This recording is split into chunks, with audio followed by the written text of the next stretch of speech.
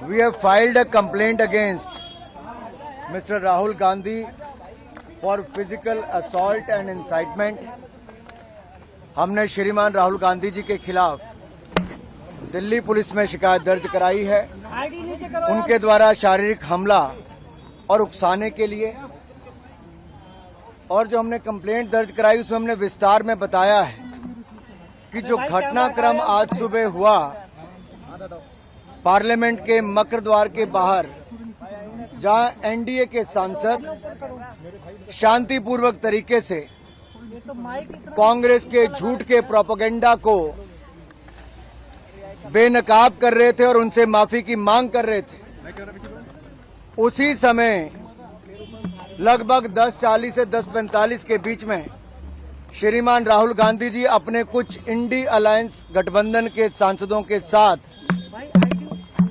उस और कूच करते हैं। और जब सिक्योरिटी फोर्सेस के लोग उनको कहते हैं कि ये डेजिग्नेटेड पाथ है, ये रास्ता है जहां से आप पार्लियामेंट के अंदर जा सकते हैं, तो जिस तरह का राहुल गांधी जी का रवैया था, उन्होंने गुस्सा प्रकट किया और शायद इस परिवार और इस पार्टी को अपने आप को कानून से ऊपर मानने की एक आदत सी पड़ गई है, उल्लंघन करने की आदत पड़ गई है।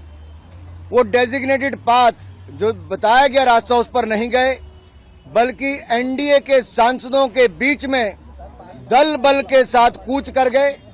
उन्होंने अपने साथी सांसदों को उकसाया भी और इस भावना के साथ, दुर्भावनापूर्ण रवैये के साथ वो आगे बढ़े, जिससे उनको पता था कि सीढ़ियों पर खड़े लोग सांसदों को चोट लग सकती है, गंभीर चोट लग सकती है।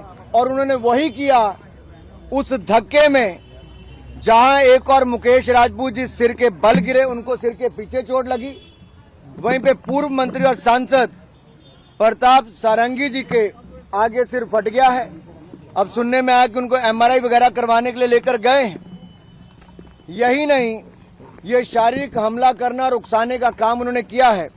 हमने सेक्शन 109, 115, सेक्शन 117, सेक्शन 125, सेक्शन 131 और सेक्शन 351 के अंतर्गत उनके खिलाफ कंप्लेंट दर्ज करवाई है। और अगर मैं आपको कहूं तो सेक्शन 109 अटेम्प्ट टू मर्डर है, section 109 is attempt to murder, section 109 is voluntarily causing hurt, section 117 is voluntarily causing grievous hurt, section 125 act of endangering life और personal safety of others, section 121 use of criminal force and section 351 criminal intimidation. इसको लेकर जब हमने ये इन धाराओं के अंतर्गत ये कंप्लेंट दर्ज कराई है, तो सीधे तौर पर ये दिखाता है कि राहुल गांधी जी ने एक सोची समझी तरीके से जो रास्ता तय किया गया था उस पर नहीं गए, दल बल का प्रयोग किया, अपने साथी सांसदों को उकसाया और जिसके कारण गंभीर चोटें 2 सांसदों को लगी है।